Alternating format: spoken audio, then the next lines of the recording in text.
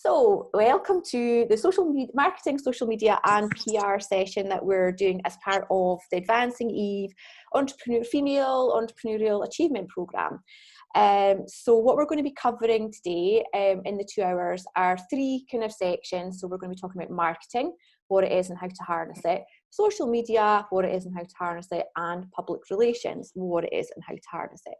And I specifically chose social media and public relations for a very good reason, and I will come on to that later on as we kind of progress through the session. So first of all, just a little catch up a little bit about myself, and then a kind of very, very quick about you guys, just because, you know, a lot of us know each other already, and also I want to kind of try and make sure that we don't run over. So I just want to make sure... can you see yourself on my screen? I put you down there. Yeah, that's maybe better.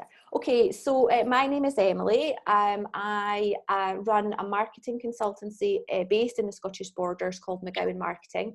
I've been running the business for 3 years, just over 3 years. And previous to that, I've worked in various different marketing and business development roles.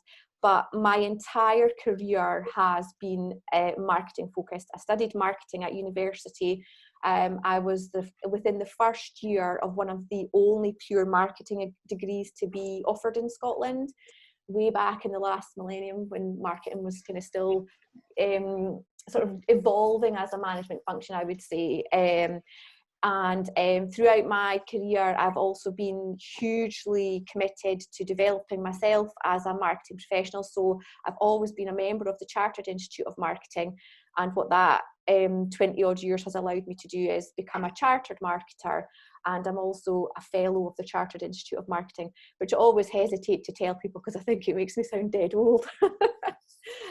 So yeah, marketing is my bag basically. And so that's why I am delivering this session as part of the Advancing Eve programme. We do have other training sessions scheduled, but I have brought in professionals within their own field to write content for you that is unique to the programme, and they'll deliver that as well. So really what I was wanting to do was just bring proper professionals to talk to you about how to harness whichever business function that we're talking about. So that's a little bit about me. Happy to answer any questions later on. If anyone has anything that they want to ask me on a one-to-one basis about marketing, basically my role here is to support you to get your business up and running from a marketing point of view. So I'm just going to go along the bottom of my screen, if that's all right, and just ask each of you just to say your name and kind of just what your business is. Just so that we can all kind of get a sense of what we're all here for. So first on my screen is Lisa. Can you... Hi, it's okay. Yes, so I was a makeup artist for 7 years, and then I kind of left the industry and went into kind of social services, and my passion, I kind of fell back in love with makeup again and kind of wanted to start delving back into the beauty scene again. So I'm planning to venture out. I'm in training doing henna brows next week and Russian volume lashes as well. So I'm kind of looking to potentially open shop somewhere, doing Russian volume lashes, just everything beauty really, henna brows and makeup artistry, and kind of bringing a bit of the city to the Borders really, something a bit cool and different and funky. So yeah, sorry, I get really nervous speaking in front of everybody. No, I know. So absolutely feel your pain. I have had hypnotherapy for public speaking because so I can speak to you about that as well. We've got a fantastic we're working with a Dr. Sheila Ross as part of Advancing Eve to help people from their fears. We've got a fantastic app and everything. So really interesting. A couple of things there is your industry is so massively in growth, isn't it? Which is amazing. And we've just recorded a podcast with the principal of Borders College, chief exec of the Borders College. Now she started her career out as a beauty therapist. And what we kind of were chatting away in the podcast, and we thought it's so undervalued as an industry, but also as people stereotype people that work in that industry. So we are absolutely very passionate about endorsing business owners within this sector. So good for you. I'm really glad that you came back to Hold on, I'm just going to put my phone on mute. Okay, Anne, you're next. Thanks, Lisa. Thank you. Right, okay, how do I unmute myself? We can hear you, you're perfect. Oh, right, I thought I was muted. No, no. Okay, well, I'm an artist in the Borders, and I've got my stuff in various outlets in the Borders, mostly my cards, some of my paintings and prints. I also do take part in exhibitions and also online auctions and stuff like that. During lockdown, I was forced onto online, so I opened an Etsy shop. That seems to be doing quite well, although for the last 2 weeks I've had a sale, but it was doing really well. I think the secret is to keep posting things, possibly on a Thursday night or a Friday night, I think. And I'm now trying to branch into putting some of my images onto tea towels, mugs, and stuff like that. So I was taking it slowly, but lockdowns kind of pushed me to do things a wee bit quicker. You see what I mean? Absolutely, and I think that it's lovely to hear that there is a positive to that, to know that this situation that we're in that it has been a catalyst. It's been a catalyst for so many women on the programme, and we've actually got over 30 women on the programme now, which is great, and so many of you are saying the same thing. The downside is, there's the demand curve is going to be difficult to predict because of people's situations. So I think we're all very much having to kind of keep an eye on it. So there is that. Well, what I've been finding is that if you do approach someone like a shop now and they've been closed for a while, they're actually trying to get rid of their old stock before they want to. It's uncertain times and they don't really want to be investing in new stock, if you see what I mean. Yeah. So it's really, for me today, it's really about trying to learn how to get out there to a wider audience, really. Great. Oh, well, hopefully we'll tick that box for you today. Thank you very much. Emma, you're next on my screen. If you can unmute and tell us a little bit about yourself, because you're a new participant of the programme, so we're very excited to have you. Welcome. Oh, thank you. Very excited to be here, actually. I think during lockdown, it sort of gave me a chance to sort of reassess and sort of realise that for me, definitely the right way forward was to do it for myself, finding sort of with various kind of recession and different things, sort of stability difficult actually in the market. I'm a knitwear designer. I worked a lot on product development. I've worked with lots of different companies and done, a long time ago I had my own knitwear design studio, and I always miss that. I miss that kind of studio environment and being creative on my own terms, and I think I've been thinking about it for about 3 years, and I feel that probably I need to lock down and to sort of push me into it, to rebuild my confidence, to say, this is what I'm best at and I need to go for this. And to make my life extra difficult, I decided to, I had been dabbling around with a little kind of Etsy shop, just selling a very small selection of homeware goods, because I'm quite passionate about kind of homeware and lifestyle goods and sustainable product. And so basically I decided that I wanted to sort of look at it as a kind of a two-pronged approach, so that in the short term and short to medium term I could develop my business selling product where I'm sourcing, trying to source a lot of Scottish but sustainable sort of lifestyle and homeware products, that I'm currently building a website, hoping it goes live in a couple of weeks' time. It's been very slow. I think everything takes longer than you anticipate. One thing that I'm really keen to do within this website is to have my own brand stuff, which also has been a slower experience trying to get any kind of prototypes sort of made for knitted accessories, which is my kind of area of interest.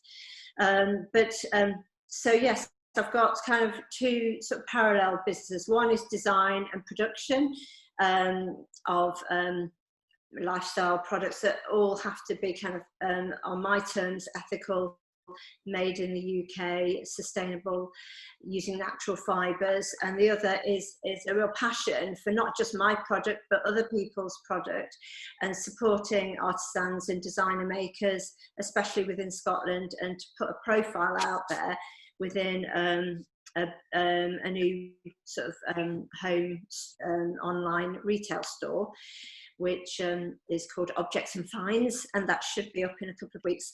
So yeah, it's a journey, and I also find that I'm working on my own. It's quite isolating. I moved up to Scotland 5 years ago for a job.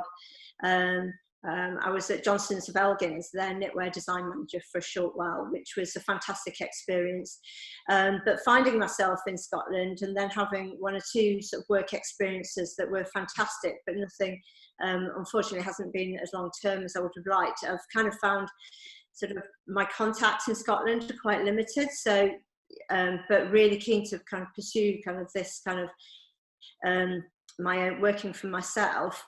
So when I sort of realized that this was happening, I was like, oh my word, this is exciting and exactly what I'm so I'm really excited about this. Perfect, that's great. So a couple of things in there, really, you know, this kind of sense of self-control. I think what COVID has exposed to a lot of people is the realization that they might not have been in such control of their own destiny as they thought. So I think there's a lot of that coming through from the women on the programme, whether it was COVID or not, just want to be in control of their own destiny, which is great.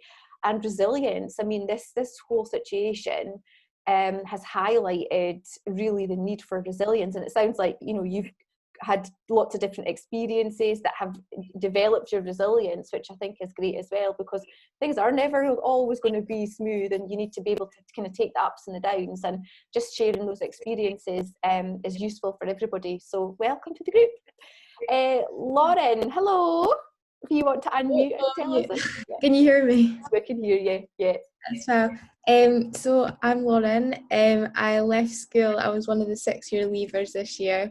So it's kind of cut short, but we got on with it. So I was kind of stuck doing nothing because I was in limbo. So now I'm a first-year student at Queen Margaret University studying business management. But before that, I was like, what am I going to do in between then? So I bought a camera a few years ago, and I kind of got into it, but exams were taking priority. So when lockdown came, I was like, brilliant, dust off my camera and get started again. So I just set up a wee Instagram page to just put my photos on, just for myself and for friends and family to kind of see them, so that I'm not sharing them with loads of people like separately, so it's all in one place. And my Instagram page just kind of grew and grew unexpectedly. People were asking me for prints, they were asking me for, can you do this photo shoot for me, can you do that? And I was like, oh, I can maybe kind of start something here. And I've now got over 400 followers on my Instagram page. My Facebook's grown as well, so it was kind of like unexpected, but I'm so glad it happened. That is awesome. Me. Well done. And I not that it's even worth mentioning, but you know, you're one of the youngest on the kind of course. And as those of you that know Advanced Neve well enough will know that Advanced Neve is actually all about supporting females from the age of 11 up. And my daughter is at uni, and people have been asking her, well, why are you starting a business when you're at uni? And her response to that is, well, why not? You know, there's nothing to say that you've got to do things in a very linear order. And congratulations on a contract that you have just won with Energize Galashiels Trust as well, which is fantastic. So, you know, go for it. Absolutely. I think it's great. So welcome. We're delighted to have you.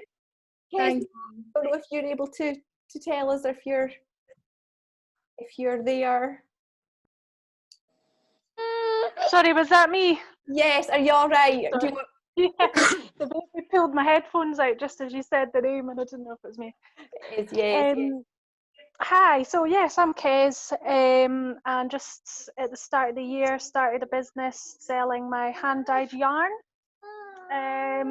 the plan was really to sell it through the Wheel Shopping Gala, but of course lockdown happened. I think it was maybe a week before I launched. Oh, So we got the website sort of made as quickly as possible, and I've been selling sort of online and via the shop. But yeah, it's been going quite well. I've never done anything like this before, so I thought, this is ideal for me. This Advancing Eve, just any information is good information.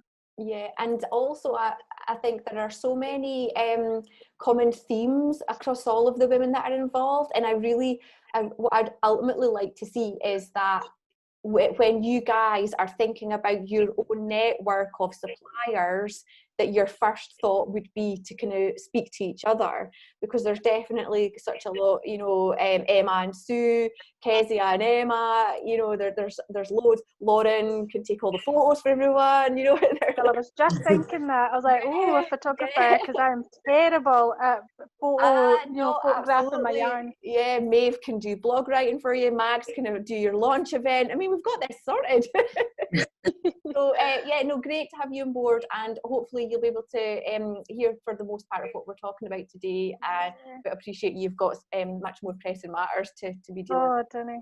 No, Non-stop. What shame. Thank you. Okay, right, we'll speak to you again. Sue, hello. Hello.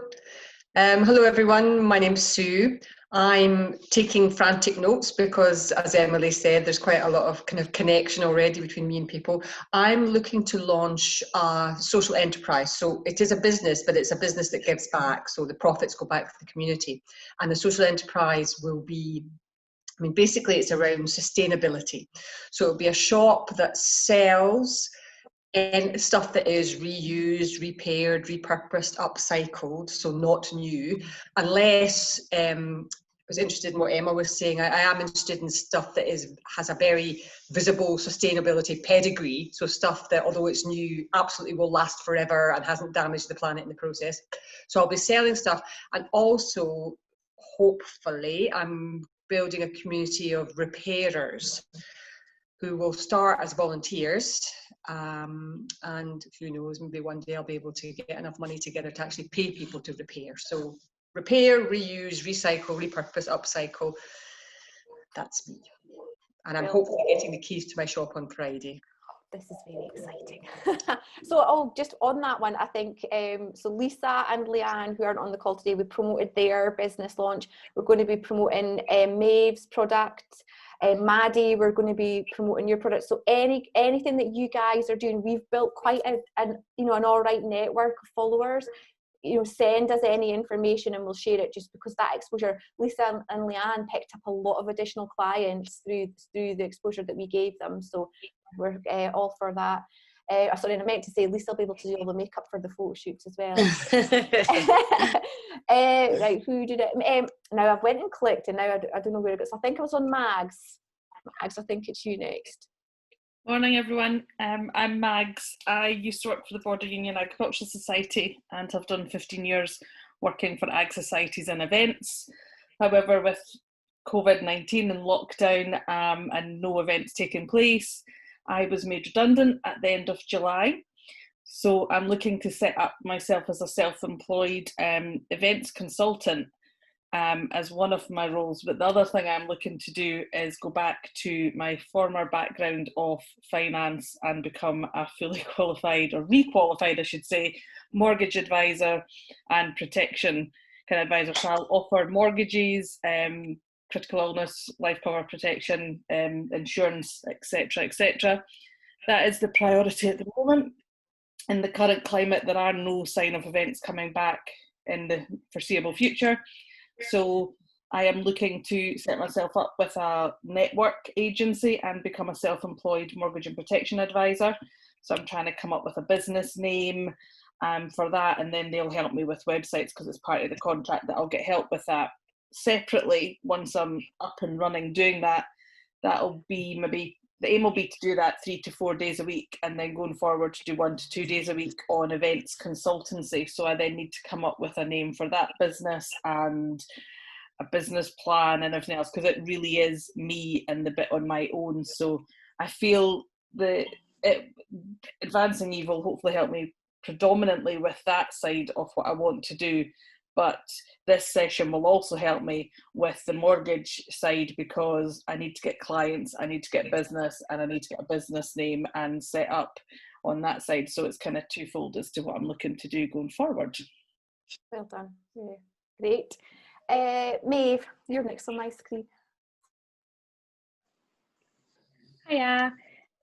So I started a blog about 1.5 years ago, and a couple of months ago decided to take it further, and considering how much time I was investing into it and how much time it was taking out of my life, because I'm a second year student also at Queen Margaret University, Loring. I study events management, and I've got a part-time job, and obviously I'm doing the blog. So because it took up so much of my already limited free time, I kind of decided to take it further and invest more in a way that I'll get something in return as well. So I recently launched my first product. So it's just a study planner, and I've got a couple of people that bought it, so that was really exciting. I did a little happy dance every time. So yeah, my social media is growing slowly but surely, so I think that I could really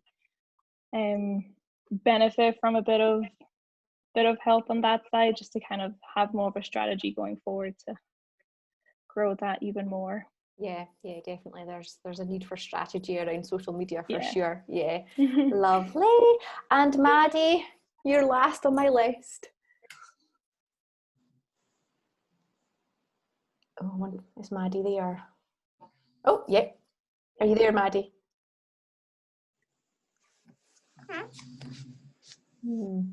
Okay, I think Maddie's not perhaps there. So I'll tell you a little bit about Maddie. Maddie has just opened, very exciting, her exercise studio in St Boswell's at the weekend, which is just huge for her. You know, she's made a massive jump and has gone. I think she was definitely working in a call centre very recently, so this was a huge leap for her, because she had gone from that security of having employment to being self-employed and having this studio. And like I say, it launched on Saturday. It looks amazing, and I'm going to go down and have a wee look around. And hopefully she'll come on the call at some point today, and she'll be able to tell you a little bit more about it. But she does delivery online as well, so you don't, if you're nervous about kind of going to a physical location, but you still want to kind of work with Maddie, you can do it on our social media channels as well, which is great. So I'm dead excited. I was just so excited because I was like, oh, I can actually see people progressing, which is really nice for me. So that was very exciting. Right, okay, so that's a little bit about you and a little bit about me. So let's talk about marketing. I can get my slide. Okay, so I need to try. Right, can you guys see the screen okay? I just can't see you then, which is a bit of a challenge for me. And I can't see the chat, so if anyone's asking any questions in the chat, actually, if you forget the hands up in the chat, because I can't see either. If you've got any questions, you just want to unmute and shout at me. Okay, so marketing basics then. Fundamentally, marketing is one of 4 very broad strategic business management functions. Everything that happens within any business of any size can be categorized within one of these 4 that you can see on your screen at the moment. Where marketing differs from many is that there's this ongoing debate within the marketing community, particularly those that are within academia, as to whether it's a science or an art. And I would say that it's actually a bit of both. So the art side of things comes through from the creativity. I mean, no one would argue that developing a brand and coming up with campaigns and coming up with product development, Emma, you're bound to be absolutely in agreement with this one. It is a very creative process. Where the science comes into it is probably been driven massively by the digital revolution, particularly linked to social media and big data, where you can just get so much information, very objective information as to what is actually going on nowadays. That is a massive positive, but it's also a bit of a negative in that people assume information counters the creative aspect of it, in that, what I mean by that is people will now think, if I spend £1 on marketing, you should be able to tell me how much I'm going to get back. But that level of science still is not there. So as we go through this session this morning, I want you to bear in mind that at no point will anybody ever be able to tell you truthfully what kind of return you're going to get within a defined period of time for your marketing energy and efforts. The creative process is just far too influential within that. And also the biggest single variable in marketing is the people aspect, and no amount of big data can actually ever tell Maeve what Maeve's going to do on a Wednesday morning. You know, Maeve might just decide to go and book a makeup session with Lisa, and no one would ever have been able to have, big data would never have been able to identify that.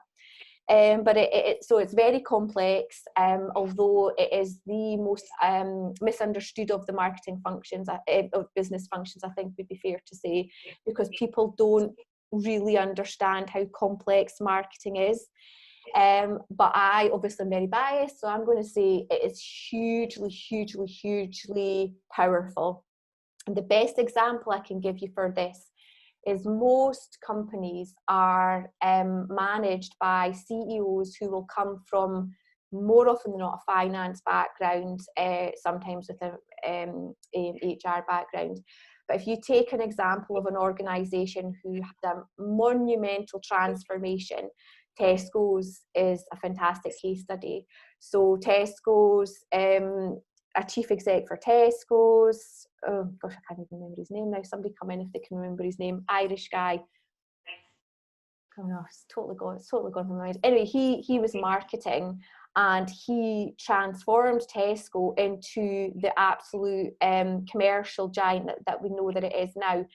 Be a lover or a hater of what Tesco's are and how Tesco operate, it doesn't really matter at this point, but because what we're talking about is what he did was he took his marketing knowledge and expertise, and he made Tesco a worldwide brand of quite some significance.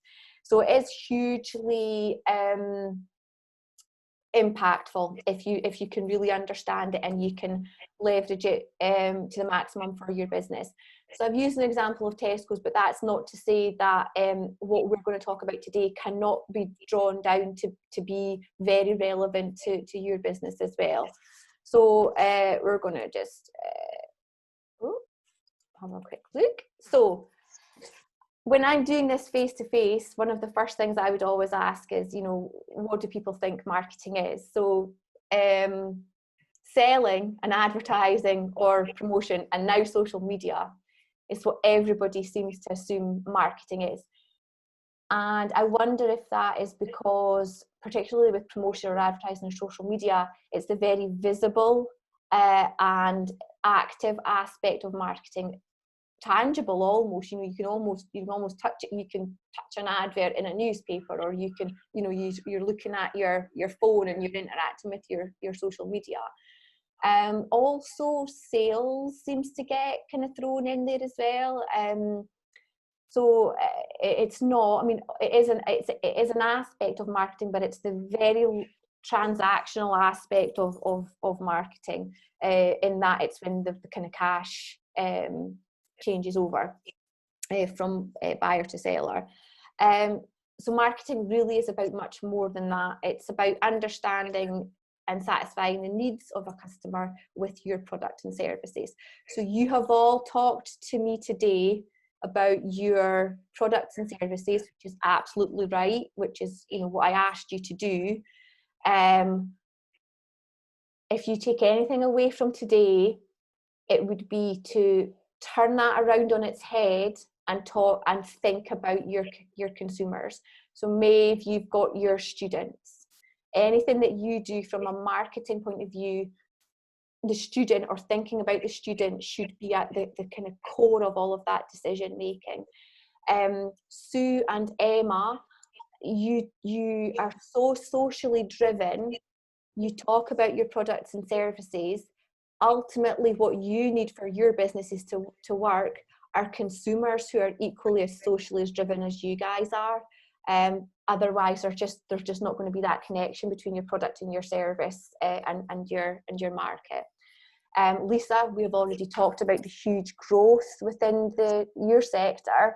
So I you know, there's no denying or doubting that there is a market out there with the very strong desires that need satisfied. So it's just about kind of turning it around on its head and making sure that you always think about your customer first.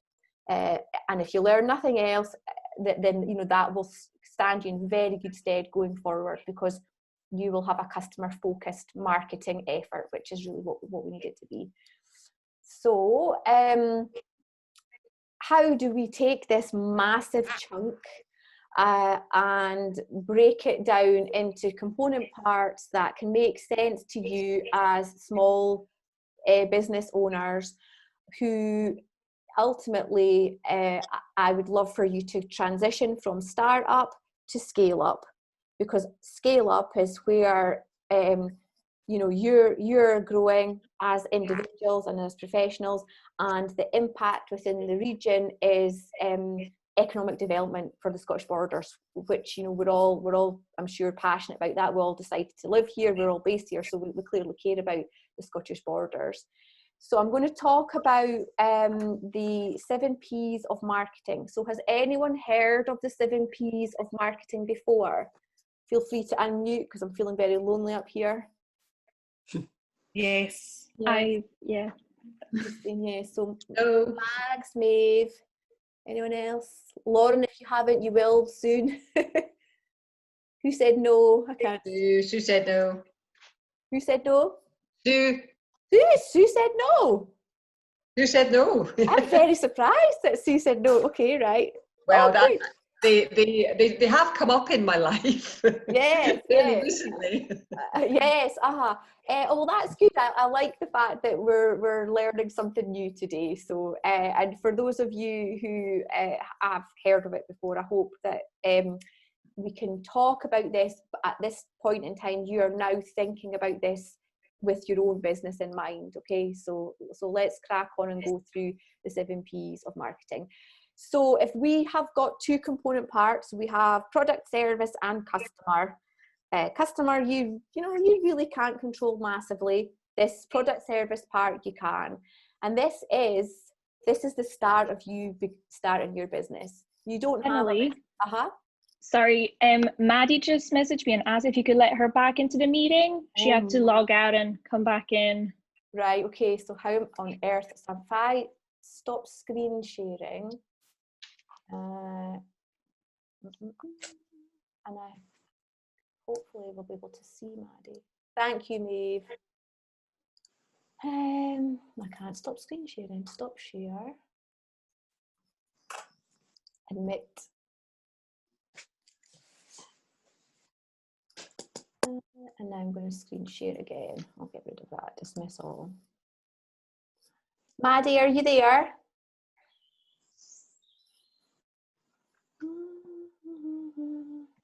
Right, I can't see her.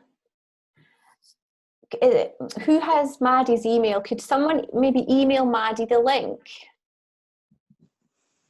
Because she's not coming up as being in, but she's telling me she's there. Oh, she's on the chat, Emily. She's in the chat, Maddie. Sorry, guys. Her mic's not working, but she seems to be here. The link won't help her though, will it? You've got to let her back in, I think, Emily. Yeah, she's not coming up as wanting me to admit her though, so I don't know. All right. Oh, she's here, that's fine. Oh no, poor Maddie. Right, who wants to be my looking after the chat person since I don't know if I'll be able to kind of see the chat when... Does anyone know if I can see the chat when I'm up here? I'm not a fan of this digital delivery at all. Okay, right. So the product or service, you all know what your product is. Who has a document that is even just got one paragraph written down where you've got a kind of definitive description of what your product is? Anyone? No one. Okay. Homework. Oh, Emma? I think I have done something like this before. I'm just trying to remember it because I don't have it written in front of me, but I think it was something like, oh, good timing, Freya. Unique hand-dyed yarn, dyed in the Scottish Borders, something like that. It wasn't very in-depth. No, Is that the sort of thing you mean? Yes, no, that's absolutely fine, and it's perfect because within all of this, you can lose sight of what your core proposition is, because it is really complicated. I mean, for a start, we've got 7 Ps, and we've not even talked about how you get on to promote. Oh, Lisa.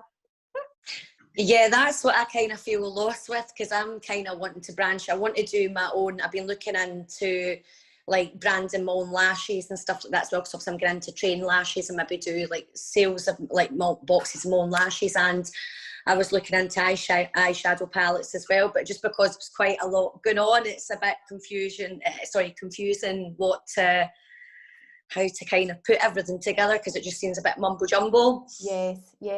So this is great. So if you find it difficult to kind of fathom that out in your own head, it's going to be even harder for you to communicate that to your potential customers. Mm-hmm. So what we can do is, I would really like you all to not elevate or pitch it, which is ultimately what we're trying to do, but just in a written format. I would love for you all to try and write one paragraph for me telling me what your product or service is. And I can work with you on that. And then once we get to a point where everybody's comfortable with your paragraph, learn it off by heart, because it will become what you are breathing, living, eating, sleeping.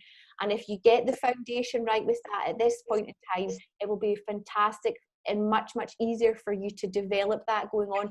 Because at no point do I think any one of you guys, if we have this conversation in 5 years' time, you will not still have the same products or services, because your businesses will evolve. I mean, listen to Anne. Already within the space of a month, she's taken that core product of her art and is now trying to apply that into different products. So if you're comfortable, I mean, none of this is mandatory. I'm not a teacher or anything. This is just women trying to help each other out. So if you don't want to do it, that's absolutely fine. But the offer is there for all of you to send me a paragraph, and we'll take it from there. If you do it, also what I'm not a massive fan of are really lengthy, complicated plans, because I'm a small business owner myself, and I would spend half my time writing a plan, and then the next half of my time not delivering on my plan because I'm dealing with things, going on a day-to-day. But you do have to have a bit of structure. So if we do get to the point where you're comfortable to bring a bit of structure in, this again it's work in advance, because this will help you with your structure going forward. So when you write what your products are, I want you also to be thinking about your customers, because we will come to a point where we look at customers. Maria's not on the call today, but Maria talked about the frustration around customer profiling and stuff. Marketing just does not work if you don't understand who your customers are, and there's lots of different ways to figure out who your customers are, but always make sure that you're thinking about your customers when you're talking about your products. So I'm just going to write a wee note that I've asked you to do paragraphs. It would be very, very helpful for those of you that are booked on the Bob Keeler session. Bob is going to tell you how to story tell for your business. So if you don't know what your product is before that session, it's just work that you're going to have to do for Bob. So if you're booked out of the session, I would absolutely recommend that you do that before Bob's first session, which is the 28th of October. So there is a wee bit of a date line there for you guys to work towards. Are most of you booked on that? Yeah. Not yet, I will do though. Perfect, yeah. He's awesome, by the way. I know I keep saying that, which is kind of starting to get a wee bit creepy, so I must stop. But when he said, "Do you want me to do this?" I was like, "Yeah," because I'm the founder member of the Bob Keeler fan club. I was like, "God, how uncool!" Okay, perfect. So we've got an action on that one. So product, you've got to understand your product. Key aspect of marketing. Next one is pricing. Oh my goodness. Everybody freaks out about pricing, and rightly so in a way, because it is the pricing that is going to really determine your long-term survival as a business owner. Because even Sue and Emma, and other people who are involved in the program, are looking at social enterprise as well. Without money, it's not going to work. I mean, even if you want to reinvest that money back into your business, you still need money.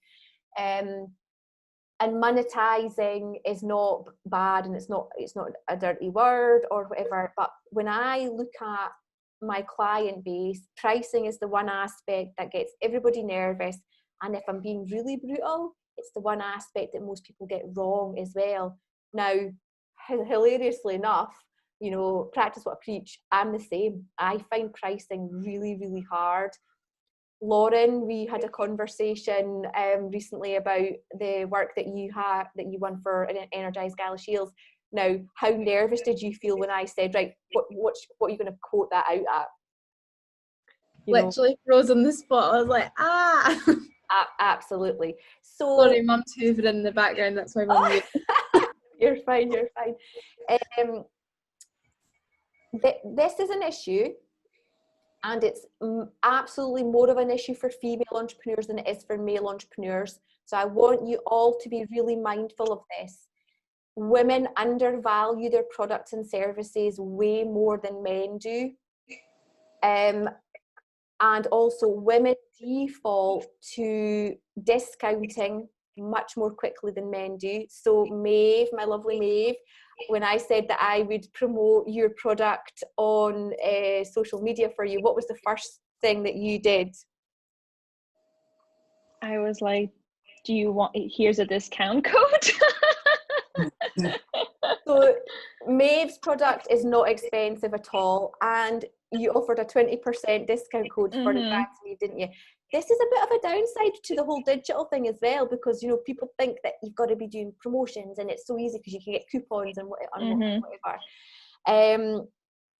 So each of you, particularly the creative ones as well, because Anne and Kezia and Emma, your product is the tangible output of your energy and efforts. It's your intellectual property that is that product. So that has massive value beyond the tangible. It's not just the tea towel or the knitwear or anything. It's all of your years of energy and effort and knowledge and experience that has created that product.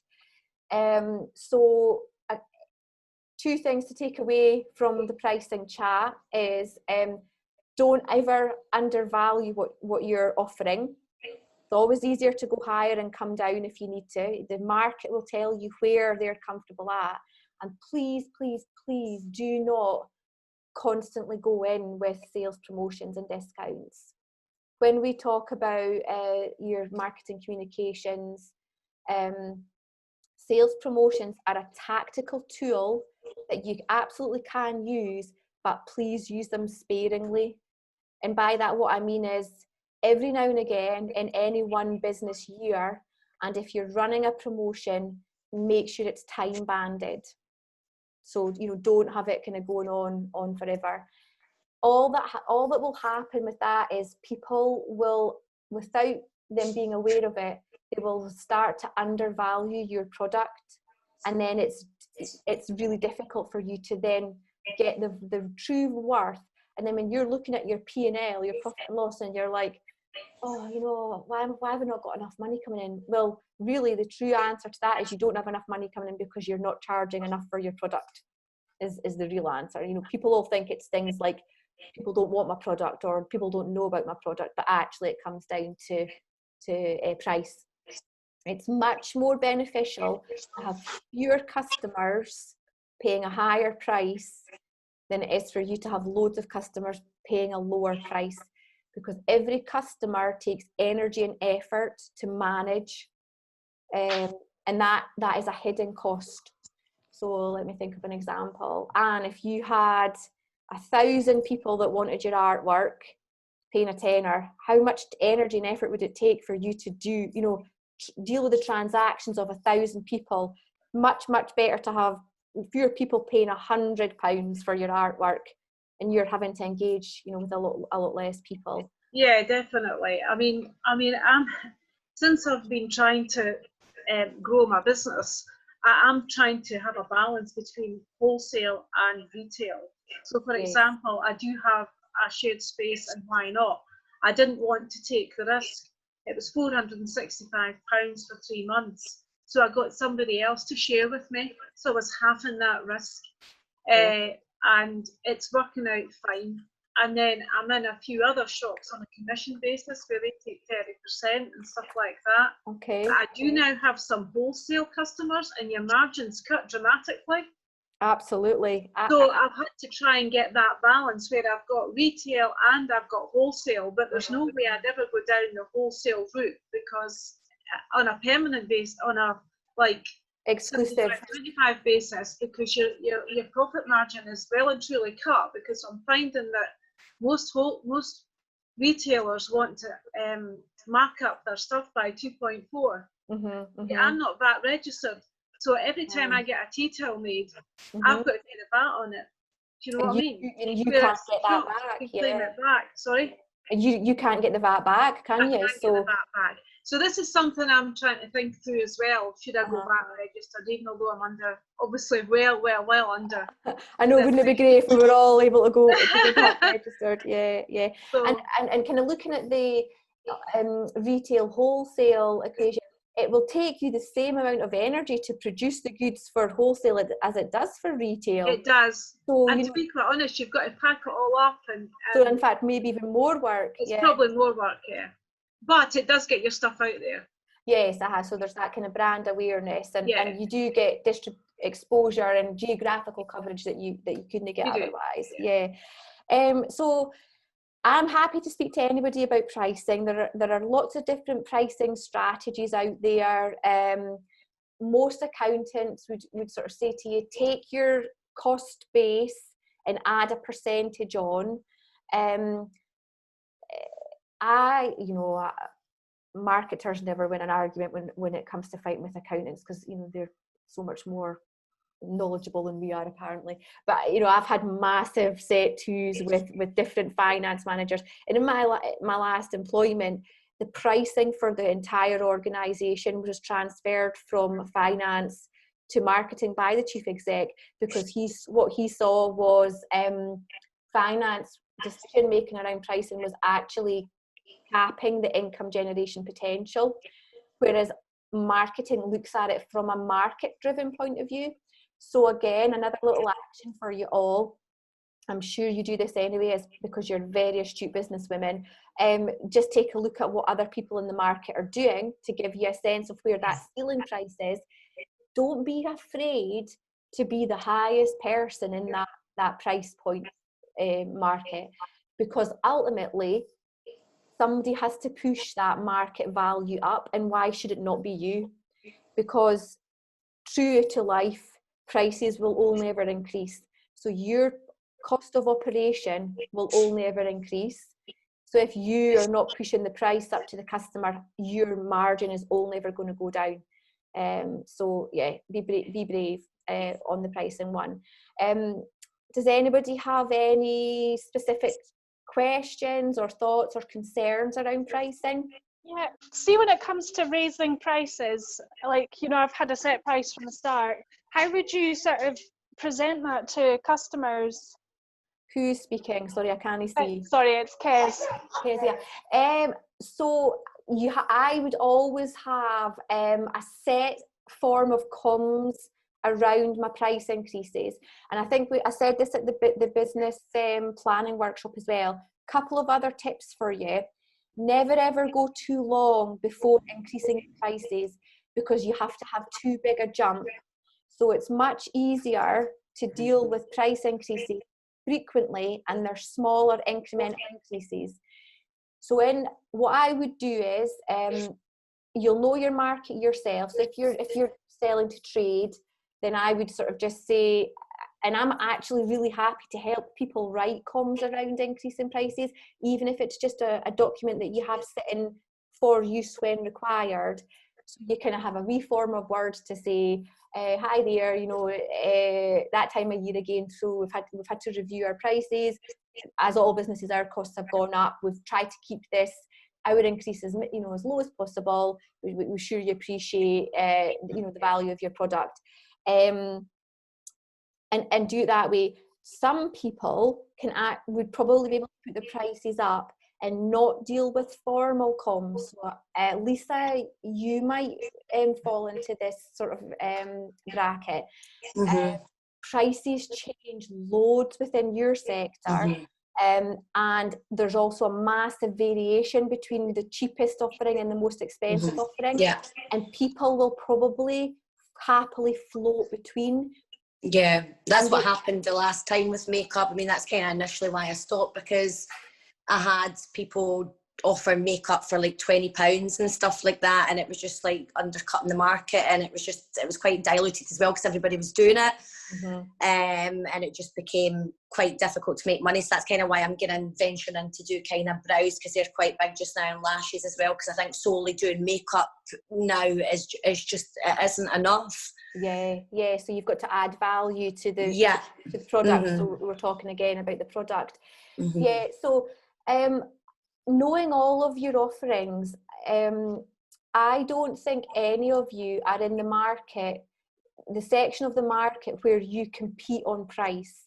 So competing on price is a really risky strategy, because it's almost death by 1,000 cuts, because if you are not the lowest for the longest time, somebody will come in and be lower than you, then you feel like you've got to go lower again, and then they'll go lower again, and then you'll find that you're getting up and you're working for less than minimum wage, 70 hours a week for less than minimum wage, which it's just not sustainable, and it's not a healthy place to be as a person, because you'll feel really undervalued on what you're offering as an individual, not just through your business.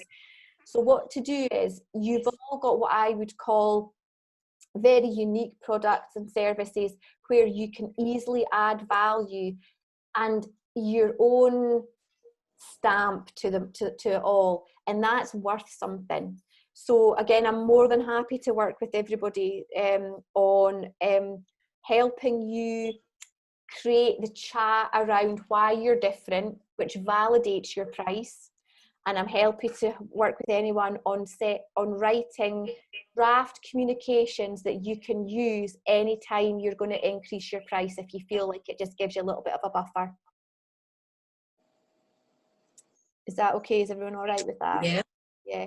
And I could actually, you could do a PhD on any one of these subjects. So I know that I'm kind of skimming them, but please, at any point, if anyone wants to come back to me to talk about any of them, just drop me an email. Okay, so that's price. So place. I mean, this one makes me laugh, because really they just needed a word that began with a P, because it just wouldn't work otherwise. And we're in marketing, so it's got to be pretty and all running in the kind of right order. So places, ultimately, it means the distribution. How are you going to get your product to your market? And as you have done in every session so far, you've given me loads to work with. So already we've talked about websites. There's a few of you developing websites. What I think would be fantastic would be anyone who's developing a website, if you want us to test the sites for you before you go live, we would be very discerning user experience testers. So let us have a look. Let us beta test your websites. We've talked about shops. So Sue is very excited because she's going to get her keys. Maddie, yay! She's got her studio. Absolutely fantastic. Physical premises. And Anne has given us the fantastic example of using distribution networks, so other retailers who can take your products. So already you can see that there are lots of different ways to get your product to market. These channels are very important because they define how you are as a business. So they have to be appropriate. So an example of that would be if Home Bargains had offered Anne space, and Anne is a high level product where she's artistic and there's a lot of value here, do we think that Home Bargains would be the right place for Anne to sell her products? No. Okay. No, yes. I wouldn't know. Yeah, exactly. So the way you get your product to market has to align with both your product itself and your customers. And there are absolutely probably many hundreds of thousands of products that are perfectly right for Home Bargains or B&M Bargains, can't remember which one I said. But that's just about understanding the market. It's a difficult one. Can you hear me? Yeah? Yeah. It's a difficult one because, you know, I sometimes, when I'm in, for example, the range, I sometimes buy some canvases and stuff in there and the paints because they've got really good ones and paints and stuff in there.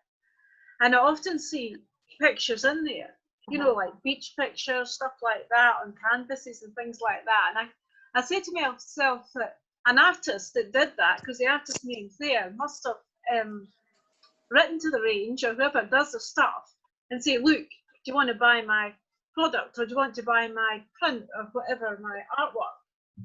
Yeah, absolutely. It has kind of crossed my mind, and then I think, would you be undervaluing your artwork by doing that? You've got. Would it stop you? Oh, I don't know. It's getting that balance in your head. Do you know what I mean? Yeah. Because you could be shooting other avenues by actually having the range produce it. Do you see what I mean? Yeah, and actually going through this, working your way through these P's will help you, because no way is right and no way is wrong. It's either right or wrong for you as a business owner, and what you want to achieve and how you want to present yourself to the world, and who your customer base is. I often think the same with the IKEA. You know, I mean, there's a lot of art in IKEA. Yeah. You cannot argue with the absolute distribution channel that is IKEA, but is it right for you? So yeah, it's just about kind of going back to that very first, what is your product and who are your customers and what is the right distribution channel to reach them. I think Sue, you've got a very interesting example, and also Emma, if you guys are going to be selling other people's products because you are effectively going to become a distribution channel. So what you've got to do is work your way back, and you both have already identified that you're doing this, in that you're going to make sure the people in that channel, their values align with yours. Because if you brought in a product into your channel that did not align, you would be compromising the integrity of your channels, and that would then impact on the ability to sell your own items, Emma, if it was you know. So it is an interesting one, but it's definitely one that needs to be looked at when you're kind of thinking about the whole marketing effort. Okay, so we'll jump on to promotions. So this is what everybody thinks marketing is, and it's, you know, it sounds a wee bit kind of out of fashion now to kind of say promotions, because people more often than not say communications now, which sounds a wee bit more two-way and a wee bit more modern. But ultimately this is exactly what it says on the tin. It's about how do you grab people's attention. So in the olden days, it was advertising, whether that was TV, radio, newspaper, it was direct mail, it was outdoor posters, it was PR, it was events, you know, it was all of these sort of things. Obviously, social media and digital has come in there significantly at the moment. This is the one. You absolutely cannot take your foot off the gas with promotions. And running a small business is hard because you're running the business. But what you can never do is stop with the promotions, because the work that you do on promotions today is going to be the pump that brings you the customers of tomorrow. So you're going to be thinking about all the things that you need to do today. In any given day, you're going to have to do something promotion-wise. So when we talk about social media and PR in a wee while, you know, I'm hopeful that I can give you quick, easy ways, and I picked PR and social media because they don't have to cost you any money. I'm just mindful that if you're a small business, you won't have a £50,000 marketing budget to spend this year. But yeah, we live in an over-communicated world, which basically means that as consumers, we are continually bombarded with messages.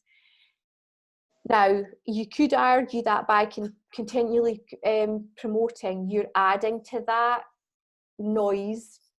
But look at it this way: if you're not heard, you're not there. So you have to be thinking about your comms and your promotions all of the time. And I'm not going to lie, it is hard going. It is energy and effort and time consuming. But that's what we signed up for when we wanted to run our own businesses. But when you scale up, you'll be able to hire marketing people, which will be fantastic. Or a marketing agency who can work with you and do the work for you. Anybody got any chat around promotion that they want to bring to the table?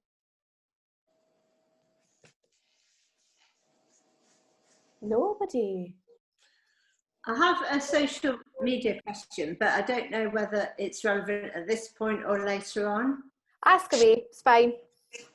It's about sort of timing and sort of wanting to make the most of sort of posting on Instagram, and whether, you know, sort of how to sort of maximize that, because I'm aware that sometimes, you know, you can post and only get a few likes, and other times you can get more. But I think it's sometimes I don't have time to post maybe when it's the best time. You know, and it's just knowing when is the best time and for your markets, and obviously that's different depending on your market. But I know that obviously it's kind of like you say, it's juggling everything in the working day, because you want to sort of build your business, but then to make time and then make sure I can maximise it by getting the most out of it. Getting the most out of it, yeah. So social media is friend and foe, you know, absolutely. I will often say to people, I'm in marketing and I hate social media because it is just an uncontrollable beast. And the reality is, and I think it's right and proper that I'm open and honest with you guys, anybody that tells you that they know exactly what is going on in social media land is not really being truthful and honest with you. The reason for that is the only people who truly know what is going on in social media land are the owners of the social media channels themselves. And I include optimum posting times in that as well.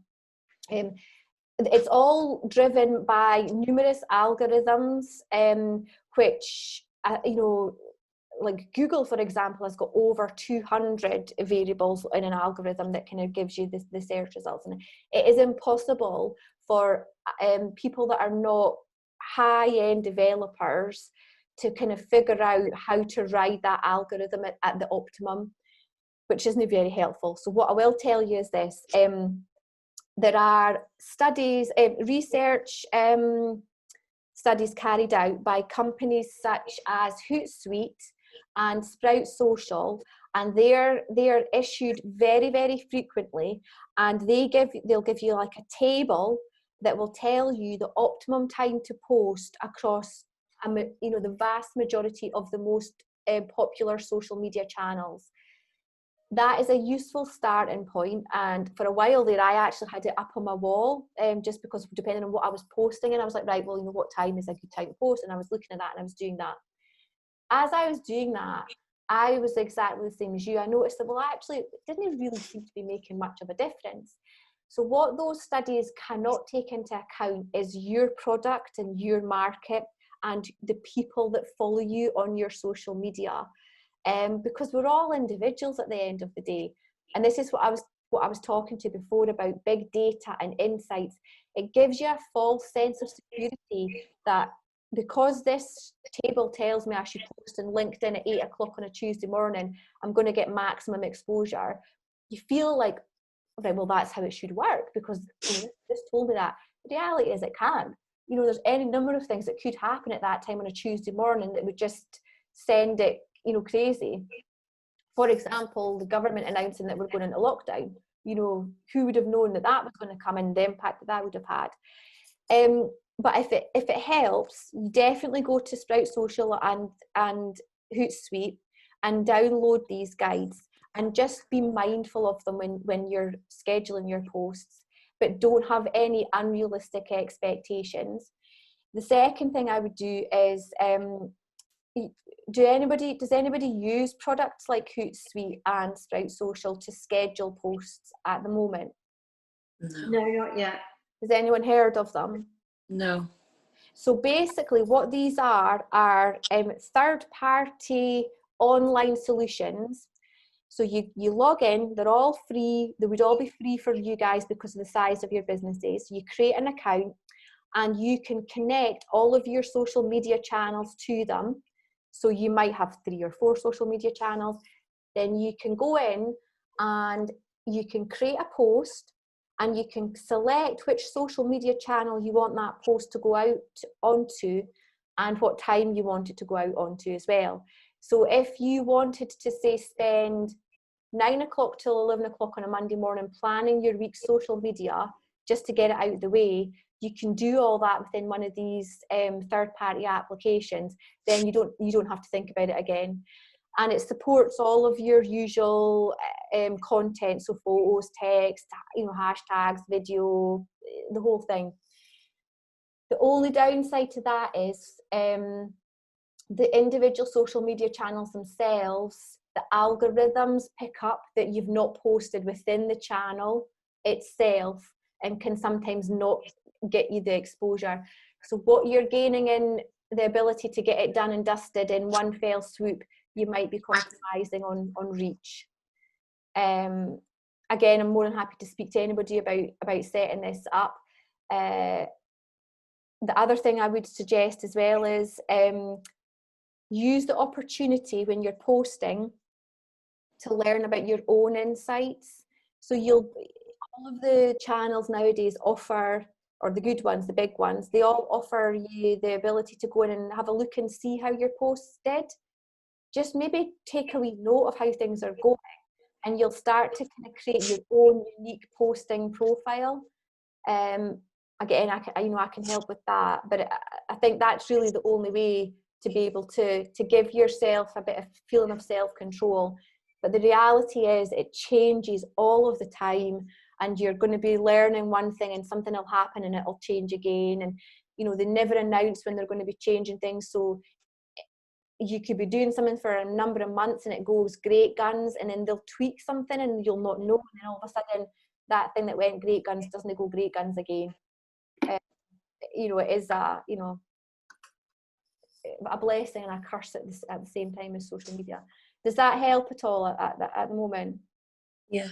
I mean, I've pretty much said what I'm going to say later on anyway, but it's absolutely fine because we're time-wise. Okay, so people. So Sue, are you going to work in the shop on your own, or you've talked about having repairers? So I'm guessing that you've already established the fact that you're going to need people as part of your effort. Yeah, I mean, I will be working in the shop personally, and I for the foreseeable, I think that's just how it's going to be. But I've got sort of friends / volunteers who work as in man the shop, so I'm not there by myself all the time. Yeah. And also I've only just started this, but I'm building my network of repairers. So I started with our local community shed, and then just other people that I know that can repair stuff locally. So but that there's a long way to go. I've got a much bigger pool to to work on. And who else could potentially be looking at stuff? Maddie might eventually bring on more instructors. Who else do we have on the call? Anyone else? I'm thinking that they might eventually need to engage with other people. Lisa, do you think you would ever that's kind of what my end goal is, to kind of have my own place, and obviously create jobs in the Borders, like hiring in more beauticians and renting out rooms, and just kind of like expanding what we do in there, because obviously I'll just specialise in makeup and brows, but I'd be looking to get like massage therapists in, and you know, like offer other various treatments and stuff. So yeah, that's something. Perfect. Yeah. So really what's important here is people buy from people. So even though your product, if we're talking about a product market, is a physical, tangible thing, the process of that getting delivered to somebody is done by people. So when you're thinking about your business and growing, or even at this just stage, whether the people are paid or volunteers like Sue, it's really important to appreciate that the people that are engaging, they're representing your business and representing your brand. So again, we've touched on values with Emma and Sue in terms of working with different product providers. Exactly the same again here.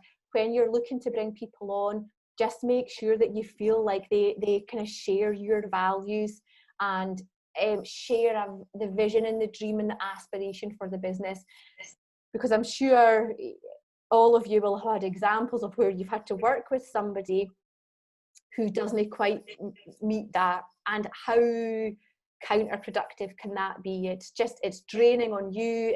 As a business owner, it would be draining on you. I mean, I personally have just had a situation within my own business whereby somebody that I thought was absolutely spot on for us actually turned out not to be. And I can't tell you the sleepless nights and tears that I lost because of that situation. So it is a very difficult one to get right. But this is why we're bringing in next month's session is on HR, because I want to support you to help you understand the importance of bringing on people. And even, it isn't just about people that you might employ, it's about that wider network. So if you're thinking about your customers, especially for the likes of Emma and Kezia, whose products might be sold by other people, and you were absolutely right in what you said, it got your brand out there. But can you imagine if your brand was being sold by somebody who was just, not the kind of person that would align with your values, and how that customer experience might be. So it is a really, really important one. So if you're not already signed up to the HR session, I would highly recommend that for you, because I have every faith that you guys are all going to be growing massively and going to need to be looking at your people. So process, this is the kind of operational side of things. So if we appreciate that customers will go through different stages of buyer behaviour, first they will be aware of you, then there's going to have to be a sense of appeal for you, then they're going to kind of make some sort of contact inquiry with you, then they're going to act, which means that they're going to buy, and then they're going to hopefully become advocates for your brand. So there's 5 stages to that if we take it end to end, from them just finding out about you. Every single part of that journey has to be managed in a way so that you know that it's maximized for you. Ultimately, what you want to do is for it all to be so beautifully seamless and on brand and just a great customer experience that you end up with an army of advocates. The reason why is we've already discussed how we're operating in an over-communicated society. So what better way to grow your business than by having other people endorse the business for you? You've got much less need for the promotion and the communications and if you do that. And this is why we're going to be touching on PR in a little minute as well. So there's process, and then the last one is physical evidence. So that is everything: your buildings, your signage, your uniforms, your marketing, your branding, everything that is related to your business is classed as physical evidence. So obviously I'm in marketing. I'm a massive endorser of brand, and brand is how you are distinct within your marketplace. So getting your brand right is very, very important. And I don't mean just getting a logo produced by a pal who just happens to be able to work InDesign or Illustrator or Photoshop or something. Your brand has to be omnipresent in everything that you do. And what would be a good example? If Lisa has a physical premises on a high street and she's very high end, and you have just the worst acrylic signage above the door that's half hanging off or something, that's physical evidence, but that physical evidence positions Lisa's shop. So somebody wouldn't necessarily have the confidence to come in and pay for these very expensive treatments if that's how Lisa wanted to position herself, if that physical evidence wasn't where it needed to be. So it's really, really important that kind of side of things is kind of considered as well. So all of these together is class marketing planning. I have a template for a marketing plan if you want it. It's a simple Word document, and it just has a section for thinking about your customers and how you work through these 7 Ps. Anybody who wants it, more than happy to email it to you afterwards. I also have a template, which is an Excel spreadsheet, which has 365 days. It's a 365-day calendar. So each sheet along the bottom is a month. And if all you want to do from this morning is plan your social media posting in one place, I can also send you that as well. Just drop me an email and let me know what you want. Really quickly going to touch on something called marketing myopia, because I would not be doing you justice if I didn't discuss this now. So what that means is people don't, again, understand what the bigger picture is. So Sue and Emma, I'm picking on you guys because you're smack bang in the middle of my screen, it just so happens. So Sue and Emma, oh no, Lisa as well. No, you'll all get there. So I'll maybe ask you to tell me what you think. Marketing myopia for you would be thinking that your products are a wooden bowl that had been handcrafted, or a sustainable piece of knitwear. Actually, that's myopic. That's too narrow thinking. What you're actually doing is you're enhancing people's feeling of being socially responsible. So Lisa, your example, it could be the brows or the lashes. That's too narrow. What you're actually delivering is feel good. I feel better about myself because I look better. So really interesting in America. So this whole section, one of the most popular Harvard Business Review articles is marketing myopia. And it all started because in the States, the railway industry completely crashed and burned, not literally, obviously, because they thought their product was trains and tracks. This was obviously ages ago, again in the last millennium, which I think is an awesome thing to be able to say. Actually, it was transportation. So when you're thinking about all of this and you're thinking about growing your business, it's what you're giving people. So I used to work for a leisure trust, and people would say, well, I'm just giving people a swimming pool. I was like, you're not. You're actually giving them fun if they're a kid, or feel good because they can do however many lengths if they're an adult. But they couldn't get beyond thinking. The manager of the centre said to me, all I have is a big hole filled with water. That's what he'd say to me all the time. How can you market a big hole filled with water? Like, that's because that's not actually what you're selling. So just kind of try and keep it broad in your thinking. Again, happy to chat about this with anyone. So I'll just save for this. It's not your business. Broadly thinking, yeah, so that's putting your customer at the front. Right, okay, so here we go, social media. Just out of interest, who is a heavy user of social media personally, and who feels they're more, oh, are you, Sue? Oh, that's another curveball for me. Anyone else? I can't see everyone on my screen, so please unmute if you say yes. Yeah, I definitely am. Yes. But I really struggle with it on the business side of things. Yeah, same. Okay. And actually, that is fantastic. I'm so glad that you said that, because what I find more often than not when I work with my clients is business owners think that if they're heavy users personally, it's a completely mirrored transferable skill business-wise, and it just isn't at all. So what we have to do is hone slightly different skill sets for using it in a business context. Okay, so just a quick wee intro to social media. So some businesses are choosing not to bother with it, which is, you know, bizarre, but and some organizations that are larger are struggling to get their staff to engage with it, because every member of staff is an advocate of a business. So again, as you guys grow, we need to be training your staff to think about social media for business as well. A lot of people think that it's just young people as well, but it's absolutely not. It's not the domain of young people. There are just slight nuances with different social media channels, and we'll talk about the different channels in a minute as to which ones are more appropriate for your type of business. But you know, 50%, almost 50% of the world are on social media every single day. Who has seen The Social Dilemma, a documentary on Netflix? No. Oh my God. I watched it last night, but I changed my mind. It seemed too depressing. I thought, oh God. Very, very, very intense. And, you know, as human beings, I'm going to say, oh my goodness, we need to worry about this. But as business owners, we're going to be thinking, how can we leverage this? So absolutely, we need to be there.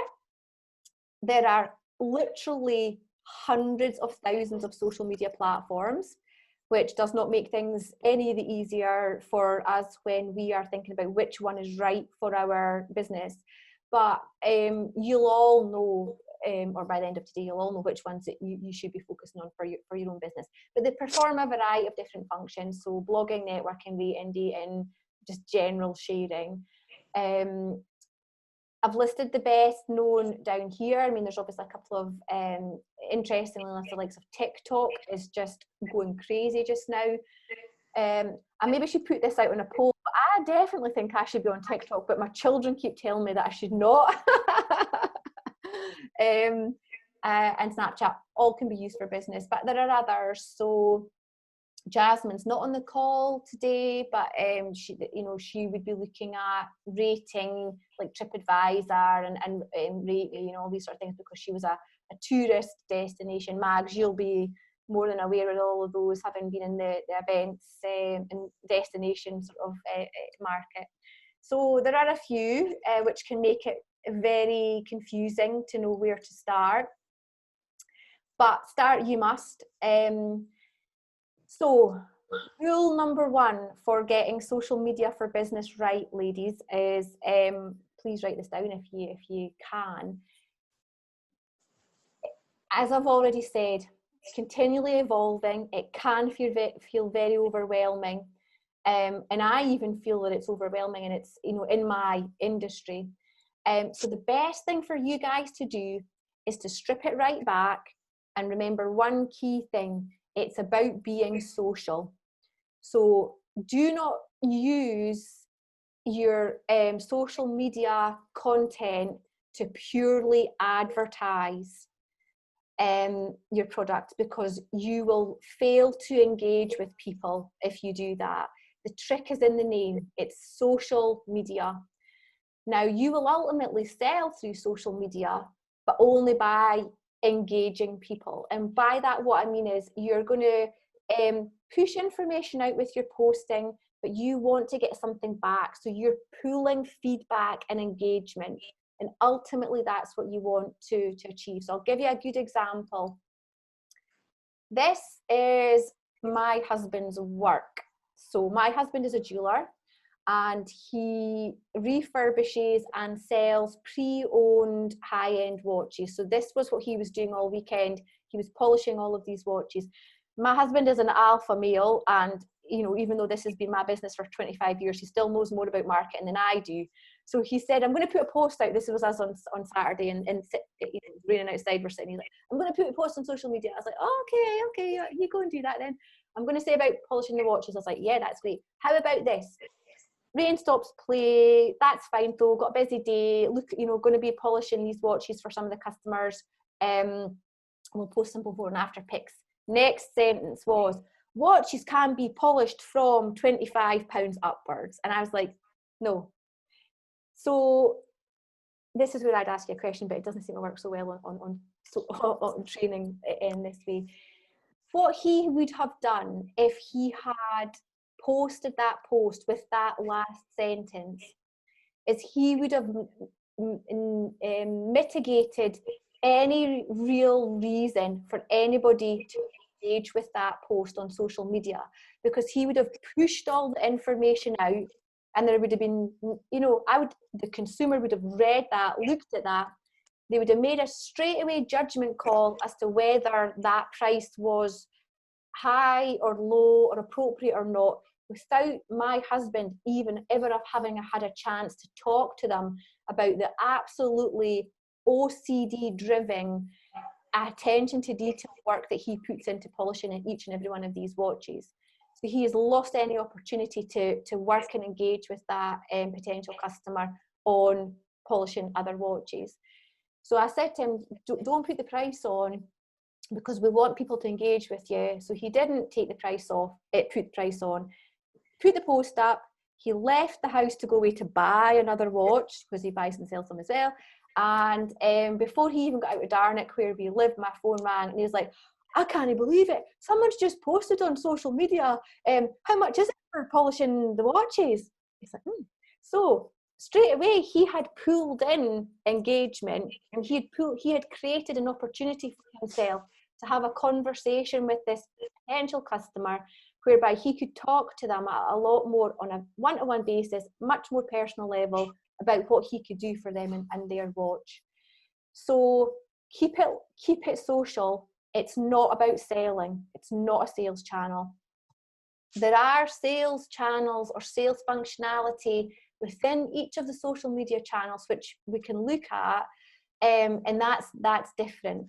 But if you are looking to just engaging and increasing your audience, increasing your brand awareness and exposure, and ultimately, Emma, your engagement, I think it was Emma that asked the question before, I couldn't actually see, then you've got to keep it very conversational, and just like you're talking to a pal, because that will know that you are, but it's just, you know, 500,000 of them.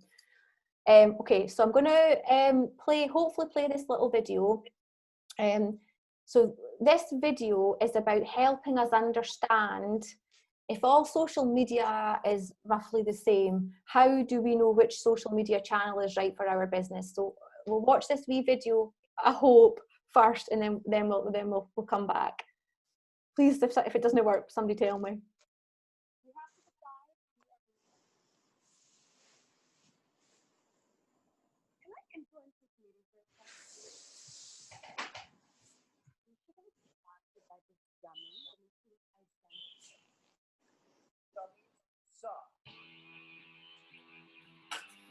Okay, well, I have an opinion. Here's an article from, I don't know where. But you better like what I say, or you know what? I don't want to be with you. I don't want to do that. Let's take a poll. Who didn't want to do happy hour? I have a husband I love. I also have children.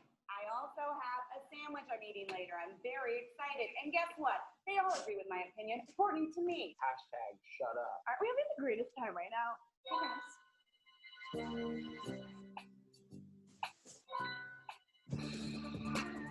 What? She's changed so much. I don't understand it.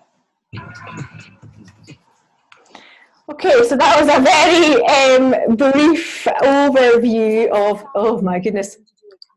Okay, right, very brief overview of different social media channels. So the reason I wanted to show you that was because, generally speaking, there are huge similarities across the social media channels. So we can do free posting, which is organic. We can do paid for posting, which obviously we have to pay for. They engage in different ways, but it's different labels for the same thing, like, follow, connect, share, comment, etc., etc. Most of them now offer personal profiles and business profiles. So if you haven't already created business channels for your businesses, absolutely you need to do that, and we can talk about which channels those are on. They all now offer additional functionality as well, so marketplace, shops, recruiting, learning, and those are just the kind of key ones. They support a variety of different content, so text, photos, videos, music, tagging, hashtag, emojis, questions, polls, frames. They honestly are all bringing out different ways to kind of make your post stand out all of the time.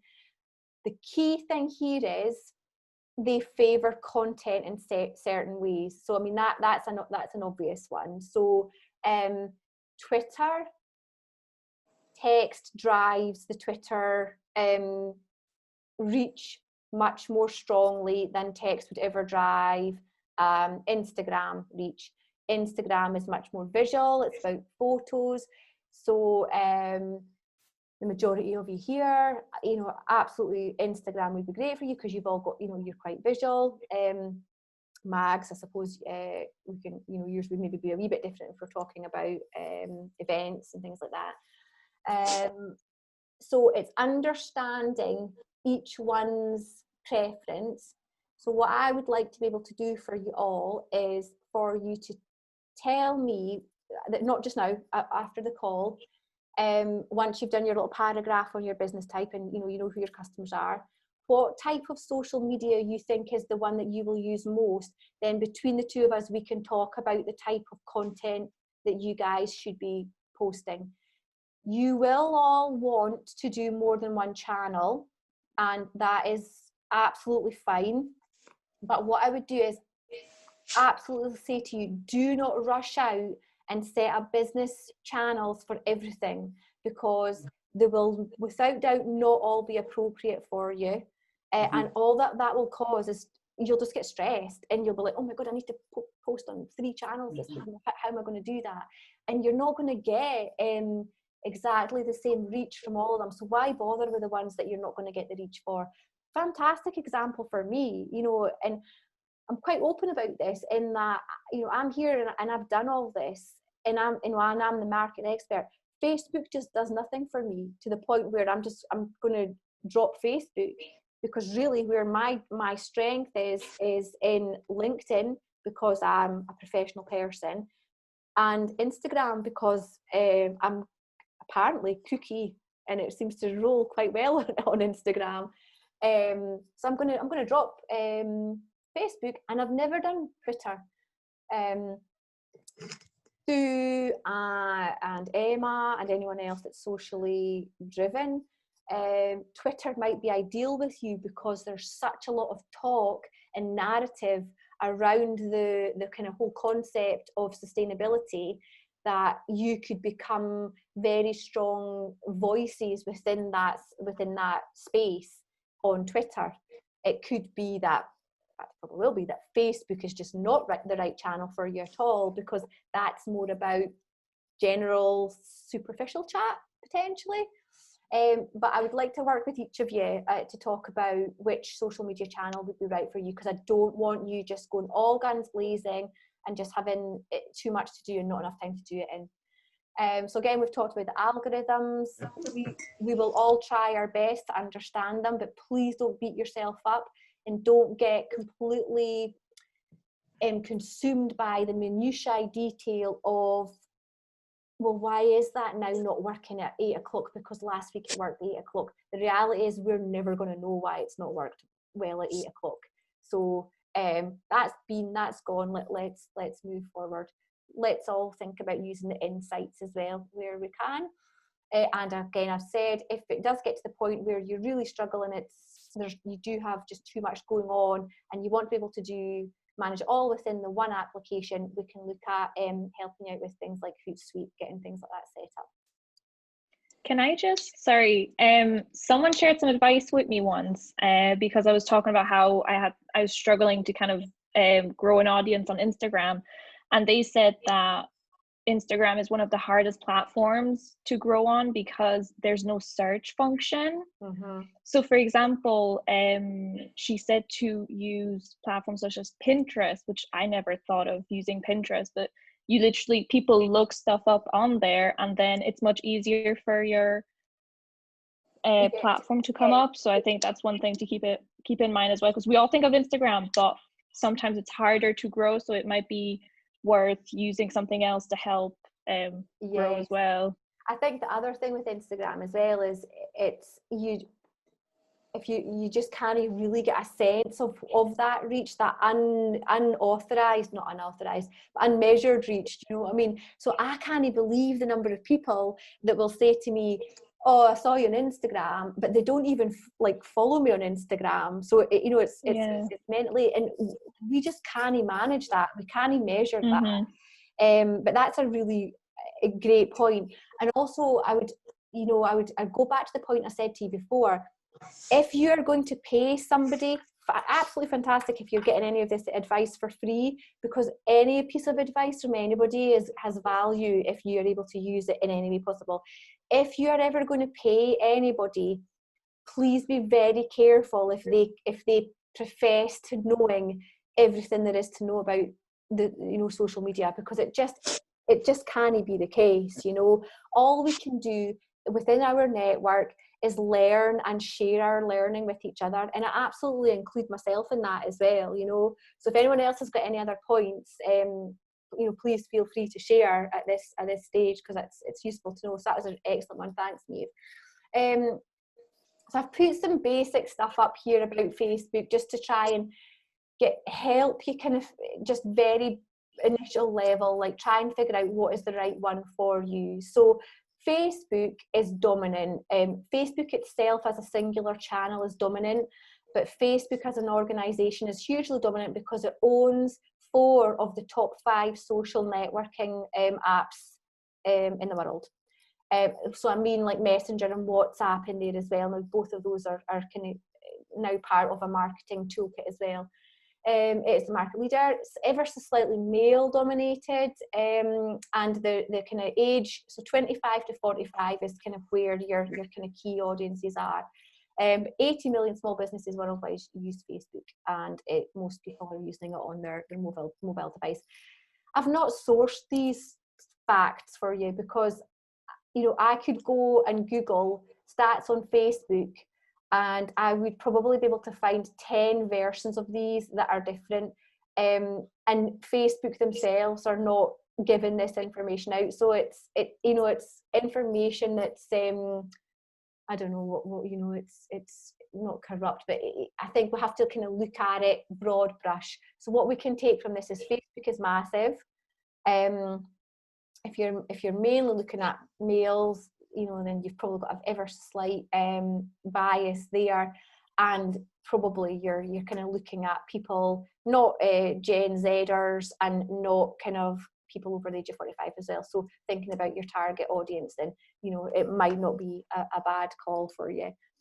Twitter is an interesting one. Twitter's usage was dropping until reasonably recently, because they struggled to evolve with the whole video and photo kind of trend that came when Instagram really took over and Snapchat took over. But it's still got its place. I think that the little video showed if it's about opinion and voice and a knowledgeable position to come from, then it's there. It does have a business use, so it would not be inappropriate for you guys to use some of you guys to use Twitter for business as well. For me, I find that slightly more challenging, and I thought what was very interesting when we had our meet and mingle event, only one of the business that I can remember, only one of the business owners said that Twitter was her preferred channel. Now, we were a room of 25, 26 business women, and one out of 25, 26 I thought was quite telling actually. So my gut, unless you guys want to be thought leaders on any one given subject, would be that it might not be the most appropriate for you guys as business owners, but you know, there's still an argument there. Instagram, I think, as Maeve's alluded to, it's gaining massively, but it is much more challenging to try and break in. They do have a lot more now in terms of the paid, they kind of link to shop, and you know, the link with Facebook has certainly helped that, because Facebook, because they're so focused on monetizing their service, they've made it a much more open platform. Influencers are a huge thing. So, you know, Lisa, we need to get you an influencer. And even the likes of Maddie as well, you know, we talk about influencers for Maddie's business as well. There are people in the Borders who you could absolutely identify as being nano influencers. There are women here. So nano influencers, about 500 to 5,000 followers. There are business people here who have got 3,000 to 5,000 followers. So it doesn't have to be, you know, the Kardashians. That, you know, I bluffed that one because I don't actually know who they are, but you know. So it definitely one for everyone to look at. LinkedIn now, interesting one, and I'm very open to kind of having your views on this. My view for you guys on this is you are all first and foremost business women. So take your business, the day job, out of the equation at the moment. You are all business women.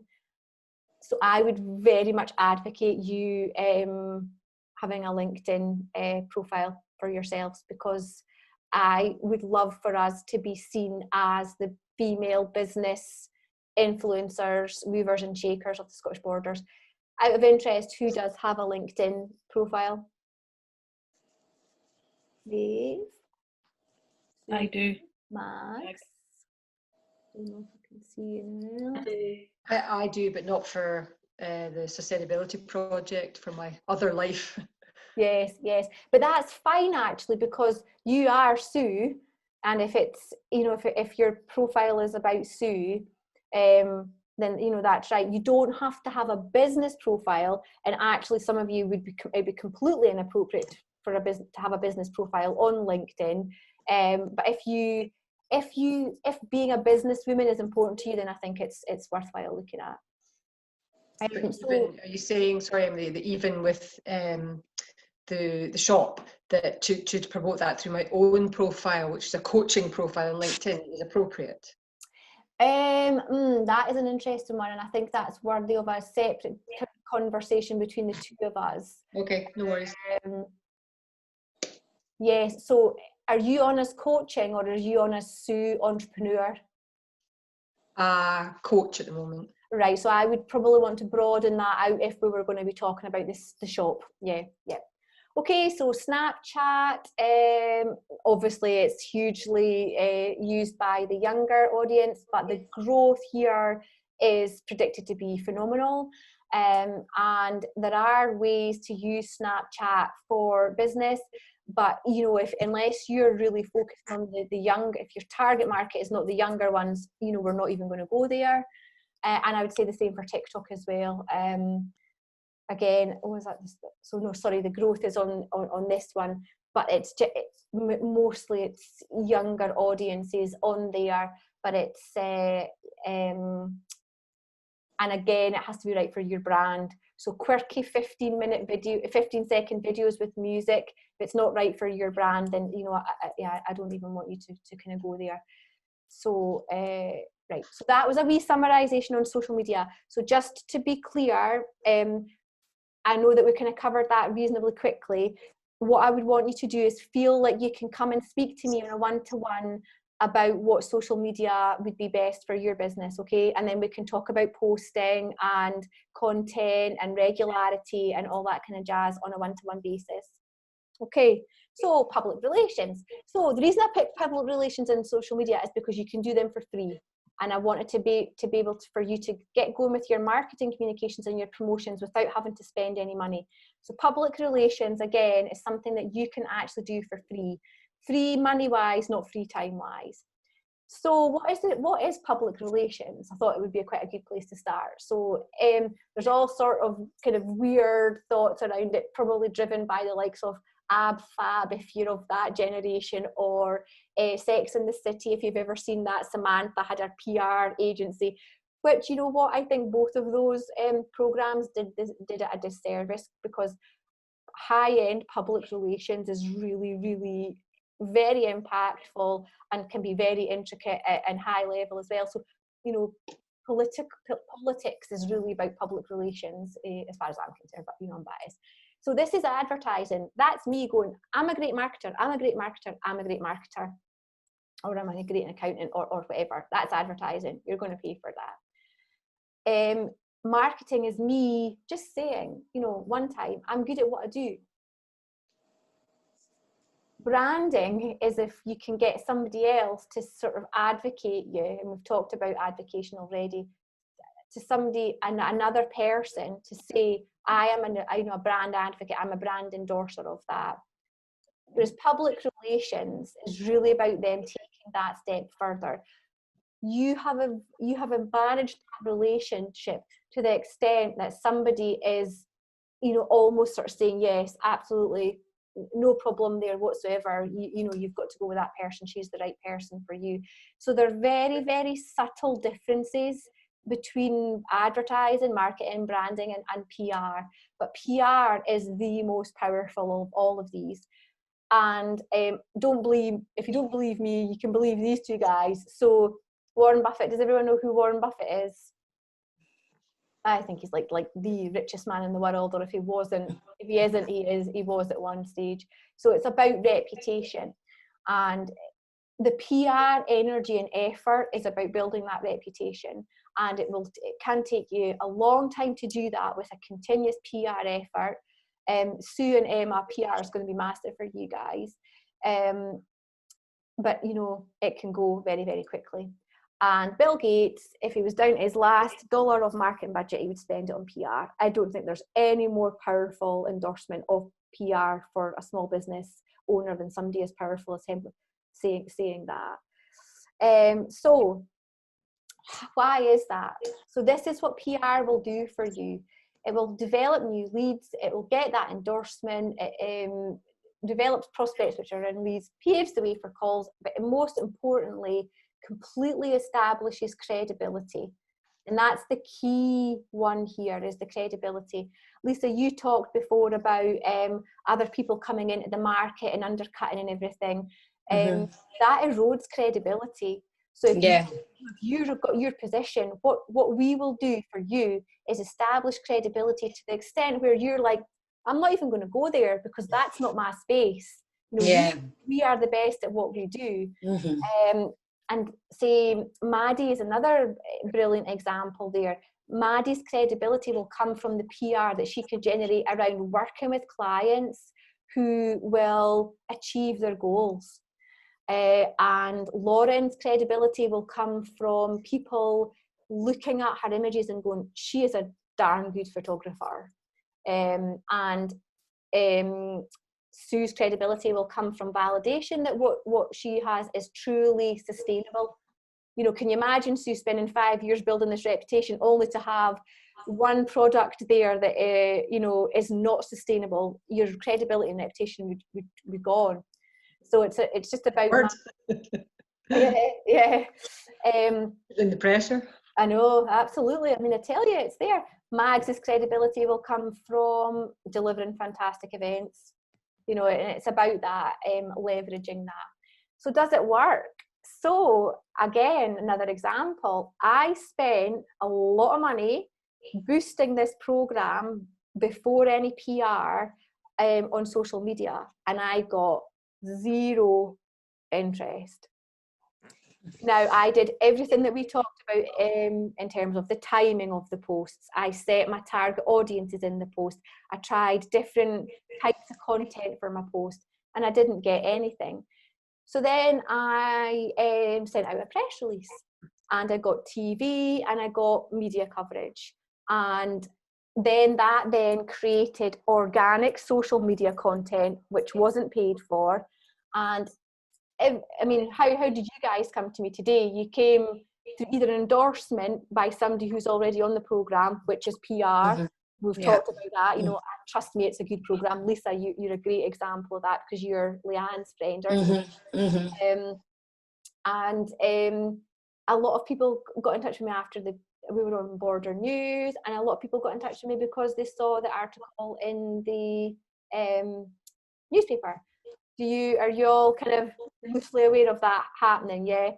And Emma, how did you actually find out about us then? Instagram. So I didn't pay on Instagram. Yeah, I can't remember how I found you because I wasn't following you, but I think I looked at something to do with the borders. You came up, and then I sort of looked back through some of the posts and realised that this was happening. So it was just through reading your Instagram posts. Yes, yes. See, Maeve, that's dead interesting because Emma didn't follow me at that point. Like, I would never be able to measure that or monitor that. So you do have to kind of keep going. So yeah, so I only did the paid for on Facebook. And all of the rest of it, everything else kind of, the media release was the catalyst to this, really. So, so what is PR, basically? So it is media relations. I know, because I'm good at what I do, that all of you guys have fantastic media-worthy stories, and I can work with all of you on how to leverage that. Key point to remember here is they are not interested at all in the product. They're only interested in people. So people can be you, people can be your customers, people can be your suppliers, people can be your community. What we can do working together is help you identify the people aspect of it all. Event planning. So all of you, I want some sort of launch event, whether it's launching your website, you know, launching your shop, launching, you know, the kind of, where would you actually do your services just now, Lisa?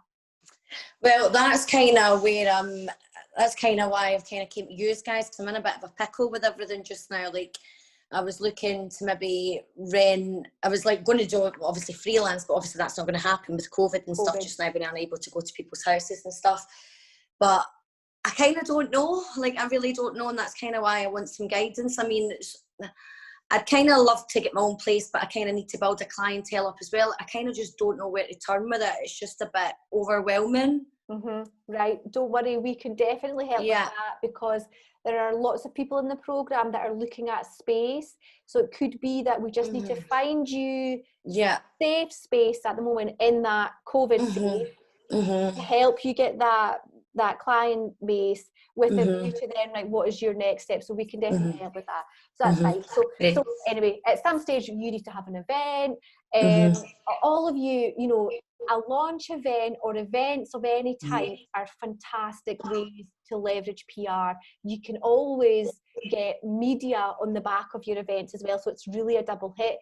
And if you look to the opposite end of that pie chart there, event can also feed your digital media, because it looks, you know, you've got stuff going on. You guys will have seen me doing it, you know, I put up about our training and, you know, all that kind of stuff. So event is definitely something that we need to be looking at. Community relations. We are all warm, giving people, so we can engage with our communities on a PR front, and by doing that we are building relations and developing advocates who are going to go out and go, trust me, she's good at that sort of thing. Two aspects of it that I don't think are quite as important for you guys at the moment, but worth talking about: reputation management. So definitely you guys that have social agendas, we need to be making sure that policies and procedures are in place to manage that reputation. And one that, you know, every good marketing person would kind of talk about is crisis management.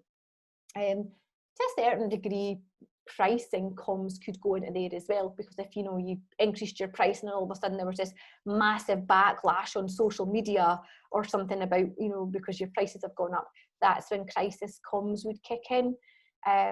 So, you know, maybe we don't have to worry about that, but it's good to be mindful. So what I'd like you to do from this is prioritise, for me, media relations, event planning, and digital and new media, because those three aspects are where we're going to develop your public relations predominantly.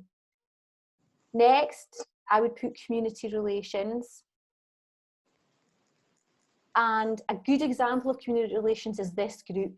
So let's keep it nice and easy for us. We will say our focus for community relations at the moment is the Advancing Eve network that we've got going. Let's leverage, you know, our relationships within this group. Anybody that's going to be looking at staff at any point, or volunteers or anything in the future, then we would be prioritising internal comms. And then reputation management and crisis comms I would leave until the end. So when we get to the point where you're going to be thinking about your marketing efforts and you want to have a bit of a plan, and I can again send you these documents for you, let's look at media relations first of all. Local media are desperate for content. They will literally, at this moment in time, if you send them a press release and a photo, they will literally copy your press release word for word and put it in the paper.